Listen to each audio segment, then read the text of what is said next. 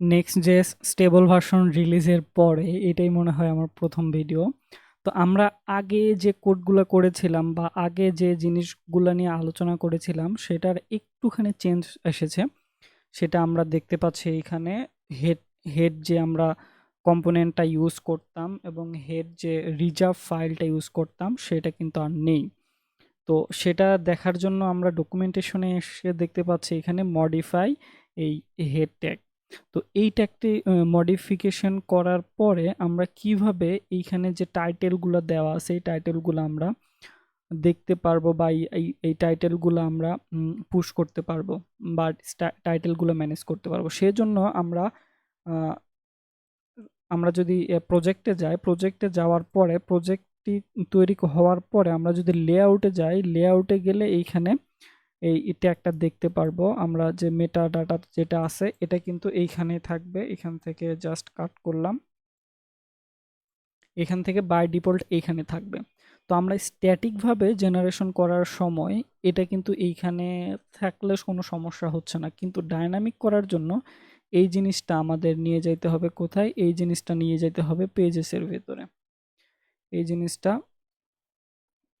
পেজেসের ভিতরে এখানে নিয়ে আসতে হবে এবং এখানে নিয়ে আসলেই কিন্তু আমরা এই জিনিসটা এই ইউজারের এইখান থেকে দেখতে পারবো। তো এটা যদি এখান থেকে ডিলিট করে দেই, এখানে আর প্রয়োজন নাই, আমরা কিন্তু পেজেসের ভেতরে কাজ করে নিতে পারতেছি। এবং আমরা ডাইনামিক কিভাবে করব? সাপোজ এটা আমরা সেভ করলাম, সেভ করে আমি এর আগে কিছুটা কোড করে রেখেছি। এখানে ধরেন হচ্ছে অনেকগুলো ইউজারকে দেখাচ্ছে এবং প্রত্যেকটা ইউজারের আমরা যদি প্রোফাইলে যাই, প্রোফাইলে গেলে প্রত্যেকটা সিঙ্গেল ইউজারকে দেখাবে। তো সিঙ্গেল ইউজারকে দেখাবে এবং সিঙ্গেল ইউজারের উপরে নামটা শো করাবে এবং এখানে প্রোফাইলটা দেখাচ্ছে। প্রোফাইল আরও সিএসএস দিয়ে সাজানো যায়, আমি সাজাই নাই আর কি, সিম্পলি জাস্ট করেছি। এখানে ইউজারের ডিটেলস দেখাচ্ছে এবং ইউজারের যখন প্রোফাইলে যাচ্ছি এখানে আইডি দিয়ে তখন দেখাচ্ছে ইউজারের নাম। তো এই জিনিসটা আমরা দেখব কিভাবে করা হয়েছে। সেক্ষেত্রে আমরা তাহলে একটা ইউজার তৈরি করে নেব। ইউজার তৈরি করে নেওয়ার জন্য একটা ইউজার ফাইল তৈরি করেছি এবং ফাইলের ভেতরে পেজেস তৈরি করে নিয়েছি। পেজেস তৈরি করে নিয়ে আমরা জেসন প্লেস হোল্ডার ইউজ করতেছি, এগুলা নিয়ে কিন্তু আগেও আলোচনা করা হয়েছে। তো আমরা সেখান থেকে ফেচ করতেছি ডাটা। ফেচ করার পরে সেই ইউজার্সের ভেতরে ডাটা থাকবে এবং সেই ইউজারের ডাটা জাস্ট ম্যাপ করার পরে আমরা এখানে দেখাইছি এবং লিঙ্কের মাধ্যমে প্রত্যেকটা ইউজারের একটা করে লিঙ্ক এবং রাউট তৈরি করে দিয়েছি ব্যাকটিক দিয়ে। রাউট তৈরি করে দেওয়ার পরে আমাদের কীরকম এসেছে? আমাদের রাউট তৈরি করে দেওয়ার পরে এরকম এসেছে। এখন প্রত্যেকটাতে ক্লিক করার পরে আমরা কি করে দিছি? লিঙ্ক করে দিছি কোথায়? ইউজার্স স্ল্যাশ $সাইন দিয়ে এই যে ইউজার আইডি দিয়ে দিছি, যাতে হচ্ছে যে ইউজার আইডিটা পেয়ে যায়। যখন এখানে ক্লিক করব তখন এই যে ইউজার আইডি চলে আসছে। তো এইখানে আসতেছে এবং ইউজার আইডি আসার পরে এই যে আমাদের এই ইউজার আইডির ভেতরে যে পেজটা আছে এই পেজটা শো করাচ্ছে।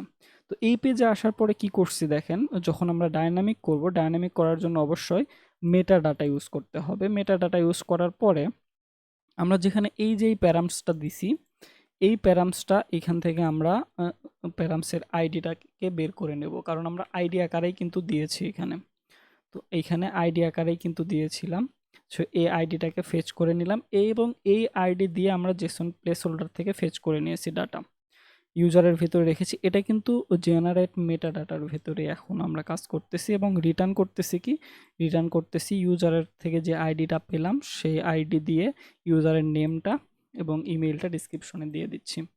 দিয়ে দেওয়ার পরে কি হচ্ছে? তাহলে এখানে নাম এবং ইউআরএল আসতেছে। আমরা যদি এখানে সোর্স কোড না, আমরা যদি ইন্সপেক্ট করি, ইন্সপেক্ট করলে দেখতে পারবো। ইন্সপেক্ট করলে এই যে হেডের ভেতরে যাচ্ছি, হেডের ভেতরে গিয়ে কোথায়? ওকে, হেডের ভেতরে এই যে টাইটেলটা আছে এবং ডিসক্রিপশনটা এটা কিন্তু দেখাচ্ছে। ইউজারের যে ইমেলটা সেটা কিন্তু ডিসক্রিপশন আকারে দিছি। আমরা যদি সেকেন্ড ইউজারের কাছে যাই যার আইডি 2 এবং সেটা যদি হেডটাকে আমরা দেখি, হেড দেখলে এখানে দেখতে পারবো নাম কিন্তু দেয়া আছে এবং ডিসক্রিপশন কিন্তু তার ইমেল দেয়া আছে। এইভাবে কিন্তু আমরা সেকেন্ডটাকে দেখতে পাচ্ছি। এখন কথা হচ্ছে যে আমরা তাহলে আবার ডাটাগুলোকে ফেচ করে নিয়ে আসবো কিভাবে? ডাটাগুলোকে ফেচ করে নিয়ে আসার পরে আমরা আবার কিন্তু প্যারাম ধরতে পারি, ধরে এবং আবার কিন্তু সেই ফেচ করতে পারি। এইখানে বলে রাখি যে আমরা যে ২ বার ডাটা ফেচ করতেছি, এইখানে কি ২ বারই ডাটা সার্ভারে গিয়ে লোড করে নিয়ে আসবে? এটা কিন্তু করবে না। কারণ ১ম বার করার পরে ক্যাশ করে রাখবে next.js। ক্যাশ করে রাখার পরে আমরা যদি পরবর্তীতে এইখানে ইউজ করি, সেক্ষেত্রে ওই ক্যাশ ফাইল থেকে কিন্তু আমাদের ডাটাটা দিয়ে দিচ্ছে। এতে করে ২ বার করে একই জিনিস হিট করার প্রয়োজন হচ্ছে না। জাস্ট আমরা এইখান থেকে ডাটাটাকে ফেচ করে নিতে পারতেছি। বারবার সার্ভারে যাচ্ছে না। এটা হচ্ছে next.js এর আরকি মজা। এরপরে দেখাচ্ছি। তো এইটুকু হচ্ছে আমরা ডায়নামিক ভাবে মেটা ডাটা তৈরি করব, এবং এরপরে যে ওপেন গ্রাফ ইমেজ আছে, ওপেন গ্রাফ ইমেজ মজার জিনিস, সেটাও দেখব। এবং তার পরবর্তীতে আস্তে আস্তে এই যে স্টেবল ভার্সনের ভিডিওগুলো দিতে চলেছে, এবং এর আগের কোন ভিডিও আর সমস্যা নেই। স্টেবল ভার্সনে যা আছে আগেরগুলোও সেমই আছে। পরবর্তীতে যে ভিডিওগুলো আসবে সেগুলো অবশ্যই আপডেটেডই হবে। ধন্যবাদ।